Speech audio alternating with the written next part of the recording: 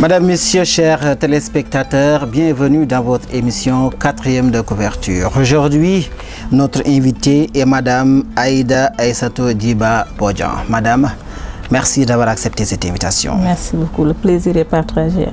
Vous avez écrit sur une communauté, le peuple du Nyalimba. Oui. De quelle communauté s'agit-il?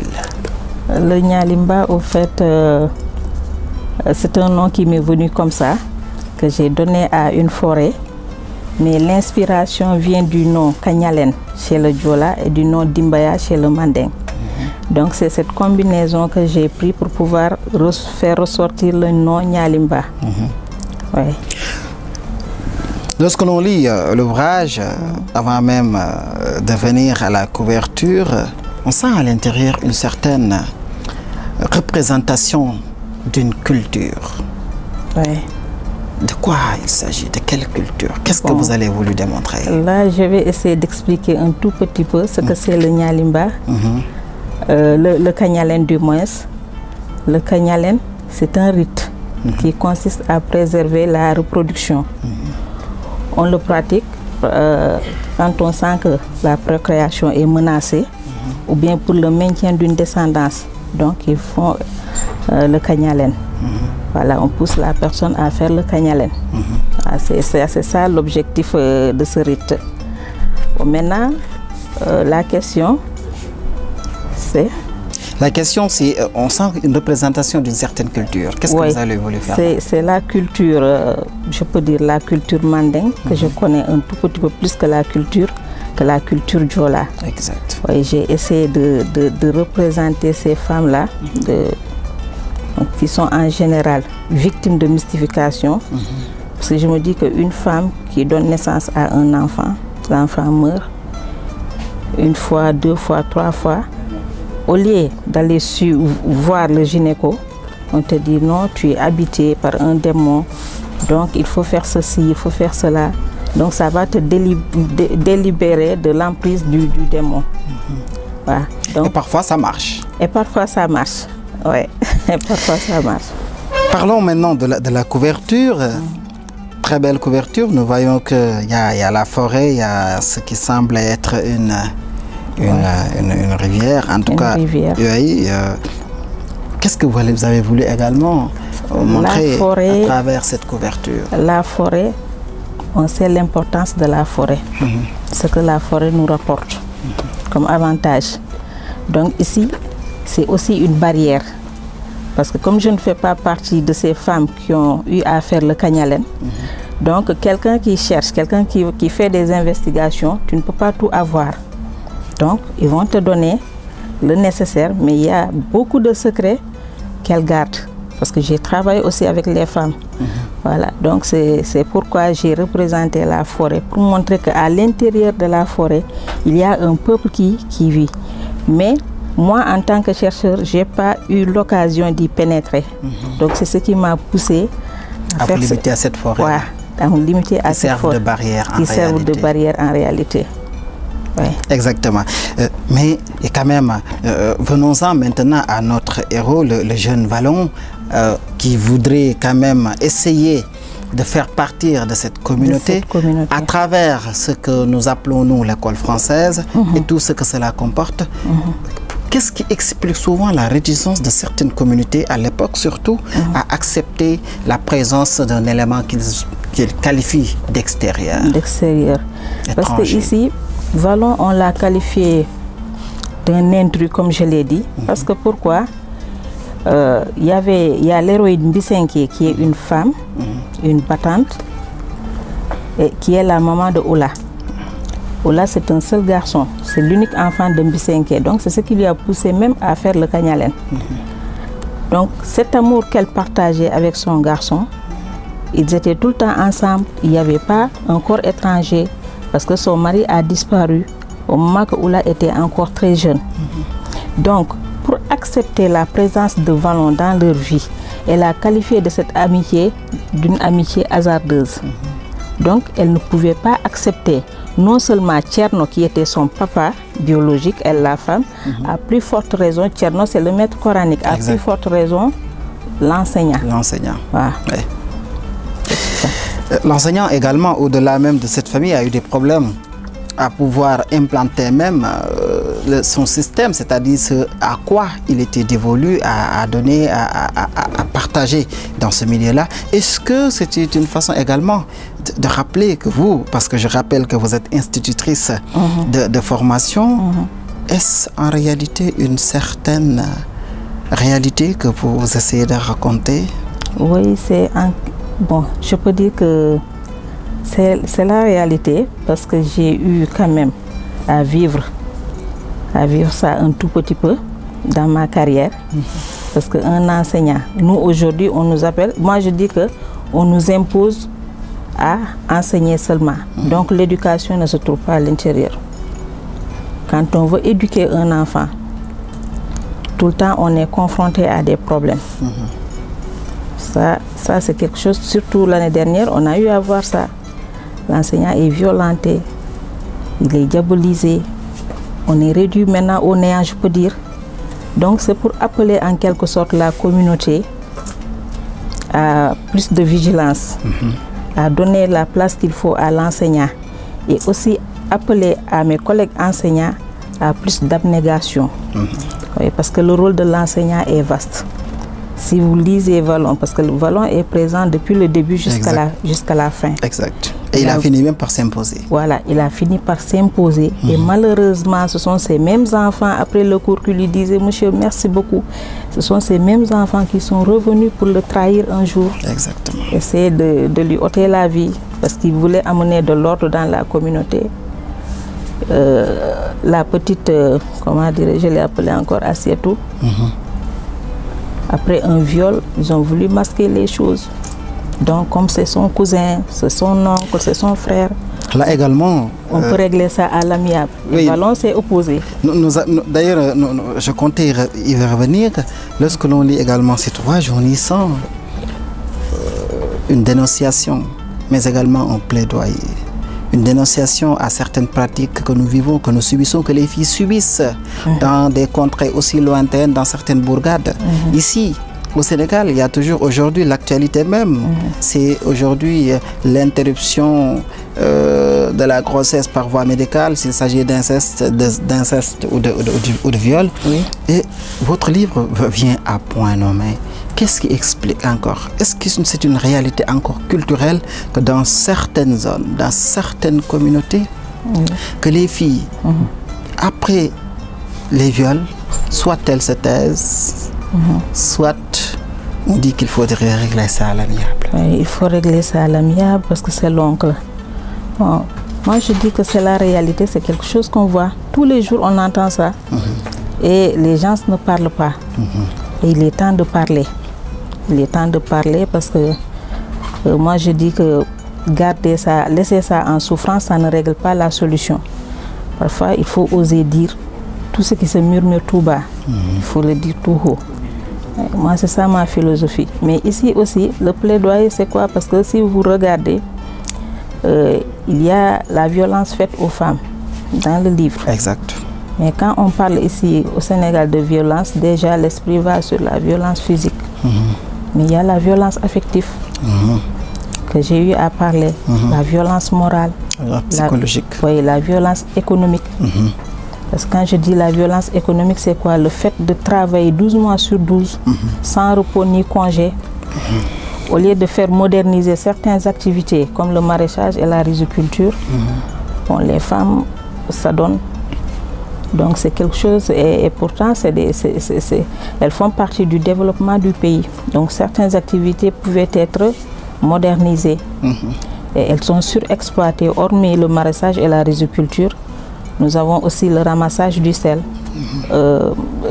l'extraction du sel, le ramassage des noix d'acajou et la préparation de l'huile de palme destinée surtout aux femmes âgées de 50 ans et plus.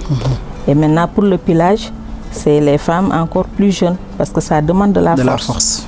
Donc elles sont surexploitées. Voilà. Est-ce que tout cela, souvent, c'est ça que j'appelle la violence que subissent les femmes. Est-ce que tout cela n'a pas de répercussions sur ces femmes, les répercussions psychologiques sur leur façon de voir le monde, sur leur perception même de la vie. Parce qu'en réalité, quoi qu'on puisse dire, il y a une certaine violence, une certaine pression des violences que la société exerce sur elles. Oui. Est-ce que cela n'a pas de ressenti sur leur comportement, leur façon de voir les choses psychologiquement? Leur façon de voir le monde, c'est vrai. Parce que moi, je me rappelle, parce qu'en général, c'est des femmes. Si vous prenez, pardon, je vais parler de mon premier roman.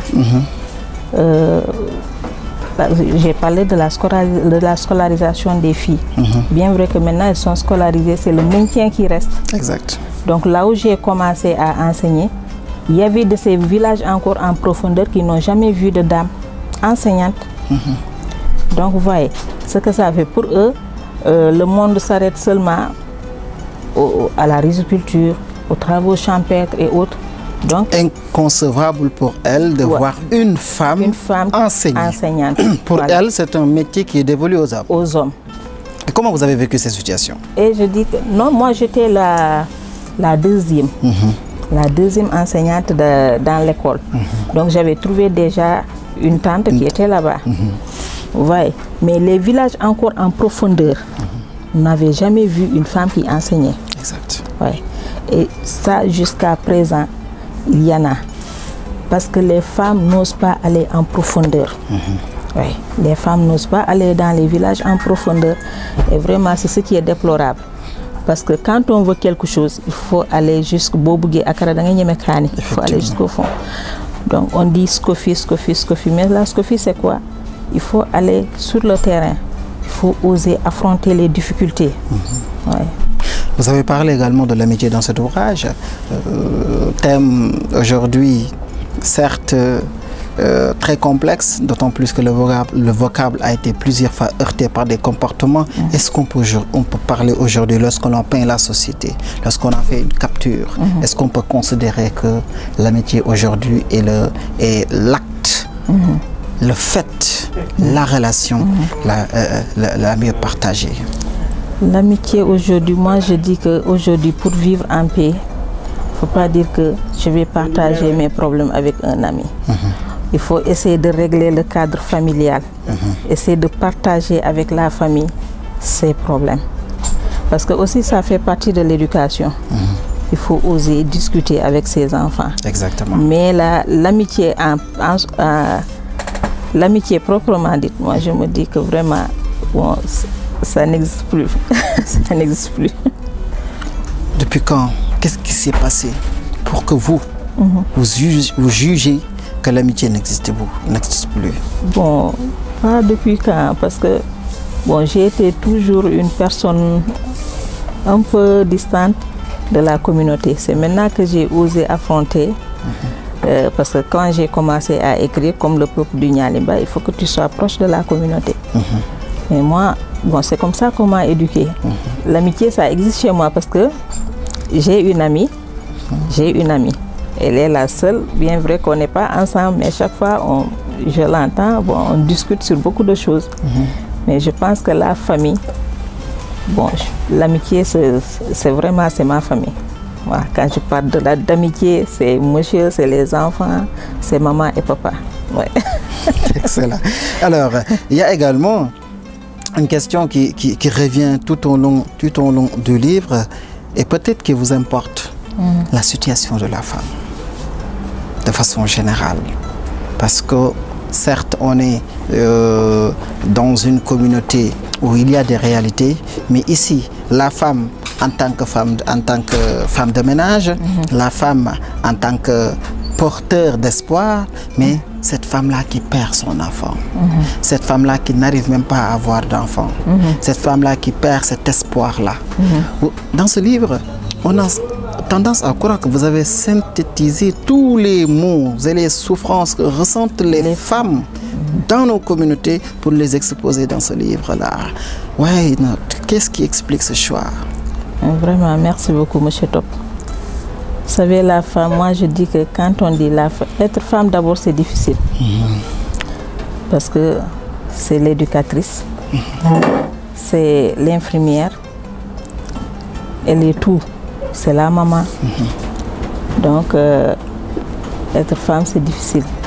Donc, il faut, moi je dis que même quand on passe tout le temps à rendre hommage à la femme, ça ne suffirait pas. Ouais, ça ne suffirait pas. Ça ne suffirait pas. Y a-t-il au Sénégal une certaine réalité culturelle qui range la femme de façon secondaire face aux urgences que souvent les hommes règlent, ou bien qui demandent souvent l'appréciation des hommes avant que les femmes n'y donnent leur pensée, leur idée. Leur pensée.